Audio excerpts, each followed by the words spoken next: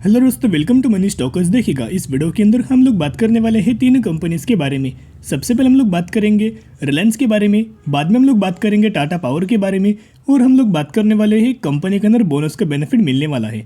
जहाँ तीनों कंपनी के अंदर important updates as well as हमें इंपॉर्टेंट न्यूज़ निकल के आई है, तो एक एक कंपनी के बारे में हम लोग बात करेंगे। सबसे पहले हम लोग बात करने वाले हैं रिलायंस के बारे में।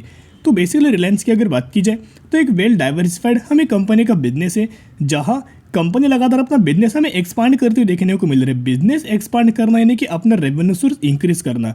रिलायंस के अंदर बहुत सारे हमें सब्सिडरीज कंपनीज निकल के आई है, जो जितना भी हमें रेवेन्यू जनरेट करे वो आपको रिलायंस के अंदर ही हमें कैलकुलेट होते हुए नजर आएगा।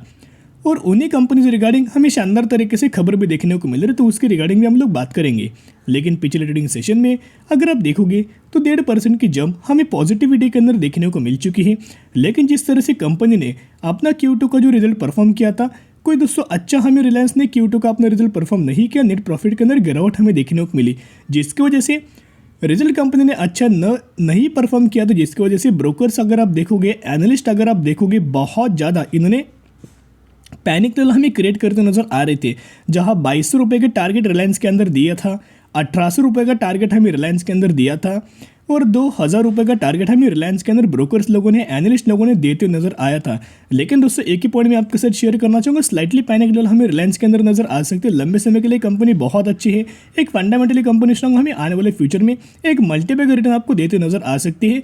अगर अपना पैसा आप एफडी में डालते हो तो एफडी से ज़्यादा आपको रिलायंस के अंदर रिटर्न देखने को मिलेगा। सेफर साइड से कंपनी ड्राइव होगी, ज़्यादा गिरावट भी नहीं होगी, और आने वाले फ्यूचर में कंसिस्टेंटली बेस आपको रिलायंस के अंदर रिटर्न देखने को मिल जाएगा। जैसे कि आपको पता है कि रिलायंस के अंदर बहुत सारे हमें इनकी सब्सिडरीज कंपनीज निकल के आई है। उनमें से जियो फाइनेंशियल सर्विस एक रिलायंस की हमें सब्सिडरीज कंपनी निकल के आई, जिसके अगर आप दोस्तों देखोगे तो जितने भी हमें सब्सिडरीज कंपनीज है उसमें से जियो फाइनेंशियल सर्विस हमें डीमर्जर होने वाला है। यानी कि डीमर्जर होगा और बाद में फिर से आपको मार्केट के अंदर हमें सेपरेटली हमें मर्जर आपको लिस्टेड हमें देखने को मिल जाएगा। यानी कि पहले डीमर्जर होगा और बाद में फिर से सेपरेटली हमें लिस्टेड देखने को मिलेगा, जिस नाम से लिस्ट होने वाला है, जिसका नाम है जियो financial services.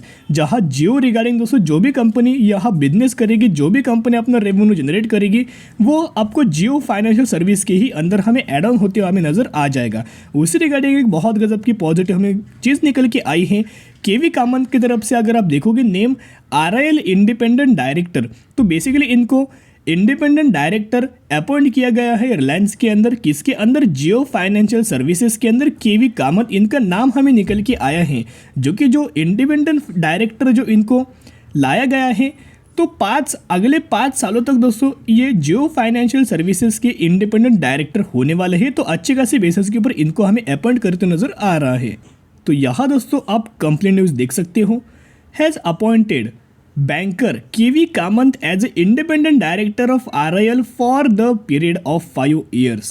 He has also been an appointment non-executive chairman and independent director of his subsidiary Reliance Strategic Investment. तो अब ये रिलायंस स्ट्रेटेजिक इन्वेस्टमेंट क्या है? ये जो रिलायंस स्ट्रेटेजिक इन्वेस्टमेंट है, इसका दोस्तों नाम हमें चेंज होने वाले हैं, रीनेम करने वाले हैं, और नाम क्या रखने वाले हैं? जियो फाइनेंशियल सर्विसेज से ये कंपनी बाद में हमें लिस्ट होते नजर आएगी। इसका नाम करंट बेसिस के ऊपर जियो रिलायंस स्ट्रेटेजिक इन्वेस्टमेंट है, जो कि डीमर्जर होगी, और जो लिस्ट जो होने वाली सेपरेटली वो जियो फाइनेंशियल सर्विसेज लिस्ट होने वाली है। इसका नाम हमें रीनेम दोस्तों करते नजर आने वाला है। तो जिसकी वजह से बहुत अच्छे खासे बेसिस के ऊपर पॉजिटिव हमें एक चीज़ निकल के आ चुकी है। अभी हम लोग बात करने वाले हैं म्यूचुअल फंड्स की बाइंग के बारे में, जहां अक्टूबर मंथ का दोस्तों मैं आपके साथ म्यूचुअल फंड्स का डेटा मैं आपके साथ शेयर करूं, जहां 135 म्यूचुअल फंड्स की बाइंग हुई है और 94 म्यूचुअल फंड की सेलिंग हमें रिलायंस के अंदर देखने को मिल चुकी दिखेगा। कोई अगर बाइंग करता है तो कोई सेलिंग करता है, ओके, ये पैरेलली हमें ड्राइव होते नजर आता है। लेकिन मेजोरिटी क्या है कि हमें रिलायंस के अंदर लगातार हमें बाइंग नजर आ रही है। वैसे तो बहुत सारे म्यूचुअल फंड्स की हमें बाइंग रिलायंस के अंदर देखने को मिली है, लेकिन सबसे ज़्यादा किस फंड ने बाय किया है? जहां निप्पॉन इंडिया का एक टैक्स सेवर फंड है, जिन्होंने 11,600 करोड़ की बाइंग हमें रिलायंस के अंदर किया है। जहां अक्टूबर 2022 के अंदर, इस महीने के अंदर हमें जो म्यूचुअल फंड्स की तरफ से मैक्सिमम हाईएस्ट जो बाइंग नजर आई है, निप्पॉन की तरफ से ही 11,600 करोड़ की बाइंग देखने को मिल चुकी है। जिसकी वजह से रिलायंस अगर आप देखोगे पिछले 1 सालों में कोई ज़्यादा हमें गिरावट दोस्तों नजर नहीं आई। लेकिन अगर आप करंट प्राइस के ऊपर अगर आप कंपेयर करेंगे पिक पॉइंट के अगर आप देखेंगे 2800 रुपये से अगर आप कंपेयर करेंगे तो कोई ज़्यादा दोस्तों गिरावट हमें नजर नहीं आई। एक अच्छे खासे बेसिस के ऊपर रिकवरी एज वेल एज तेजी हमें रिलायंस के अंदर कभी भी आपको नजर आ सकती है। तो रिलायंस के अंदर अगर आप बाइंग करना चाहते हो तो buy on the strategy apply करना और लंबे समय के लिए होल्ड करके चल सकते हो। अभी हम लोग बात करने वाले हैं एक कंपनी के अंदर 5:1 रेशियो के अंदर बोनस के बेनिफिट मिलने वाला है। यानी कि अगर आपके पास इस कंपनी के 1 शेयर है तो 1 के बदले आपको 5 शेयर मिलेंगे और वही एग्जीक्यूशन के बाद हो जाएंगे 6 शेयर। तो इसी रेशियो के अंदर इसी कंपनी के अंदर बोनस का बेनिफिट मिलने वाला है, जिसकी एग्ज डेट भी अगर आप देखोगे 9 नवंबर 2022 इसकी हुई एग्ज डेट। तो जो भी लोग इस कंपनी के अंदर 8 नवंबर या फिर इससे पहले अगर आप बाइंग करेंगे तो ही आप एलिजिबल हो जाएंगे और तो ही आपको इस कंपनी के अंदर बोनस का बेनिफिट मिल जाएगा। तो बेसिकली हम लोग कौन सी कंपनी के बारे में बात करें, हम लोग बात करें पुनीत कमर्शियल लिमिटेड। ये जो कंपनी बेसिकली काम करती है टाइटन जिस सेक्टर से बिलोंग करती है उसी सेक्टर से दोस्तों ये कंपनी बिलोंग करती है पुनीत कमर्शियल। डायमंड्स कटिंग के अंदर और ज्वेलरीज कटिंग के अंदर हम इस कंपनी का बिजनेस निकल के आए हैं। एक ही में नेगेटिव वाली बात है कि कंपनी एक बहुत दोस्तों छोटी कंपनी है, एक माइक्रो कैप कैटेगरी से बिलोंग करती है, जिसका प्राइस अगर आप देखोगे 51 रुपीज़ निकल के आया है। तो जिसकी वजह से कंपनी के पैरामीटर्स के अंदर लगातार दोस्तों ग्रोथ हमें ग्रोथ नजर आई है, लेकिन कंपनी छोटी जिसके चलते छोटे से अमाउंट दोस्तों निवेश करके लंबे समय के लिए होल्ड करना, कोई बहुत बड़ी अमाउंट निवेश मत करना। अपने रिस्क टेकिंग एबिलिटी के हिसाब से अपनी स्टडी के ऊपर दोस्तों निवेश कीजिएगा। अगर आपको लगे कि आने वाले फ्यूचर में इस कंपनी के अंदर मुझे तेजी देखने को मिलेगी, मुनाफा देखने को मिलेगा, उसके बाद दोस्तों बाइंग करने की कोशिश कर सकते हो। नहीं तो ब्लाइंडली किसी भी कंपनी के अंदर बोनस रिगार्डिंग स्प्लिट रिगार्डिंग दोस्तों कभी भी आपको बाइंग नहीं करना चाहिए, लेकिन स्टडी कीजिएगा, एनालिसिस कीजिएगा, उसके बाद आप निवेश करने की कोशिश कर सकते हो। अब हम लोग बात करने वाले हैं टाटा पावर के बारे में। बेसिकली पावर सेक्टर के अंदर, इलेक्ट्रिक व्हीकल के अंदर, सोलार के अंदर, रिन्यूएबल एनर्जी के अंदर कंपनी का बिजनेस बहुत शानदार तरीके से निकल के आया है। पावर के अंदर, जनरेशन के अंदर भी है और डिस्ट्रीब्यूशन के अंदर भी कंपनी का एक अच्छे खासा बिजनेस फॉलो कर रही है। और जिस भी सेगमेंट के ऊपर कंपनी काम करे वो आने वाले फ्यूचर में ये सेगमेंट हमें डिमांड फुलफिल करने वाला है।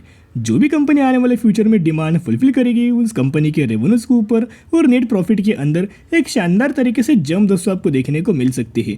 अगर इनके कंपनी के अंदर ग्रोथ नजर आई तो आपको इनके चार्ट पैटर्न के अंदर भी, प्राइसिंग के अंदर भी शानदार तरीके से तेजी में देखने को मिल सकती है। टाटा पावर के अगर आप पिछले 1 महीने का परफॉर्मेंस देखोगे तो करंट बेसिस के ऊपर में टाटा पावर के अंदर लगातार हमें रिकवरी नजर आई है और ऑलमोस्ट 6% की रिकवरी हमें टाटा पावर के अंदर पिछले 1 महीने में देखने को मिल चुकी है। तो टाटा पावर के अंदर हमें शानदार तरीके से तेजी देखने को मिल सकती है। एक अच्छे खासे बेसिस के ऊपर एक लेवल्स कंपनी ब्रेक कर सकती है।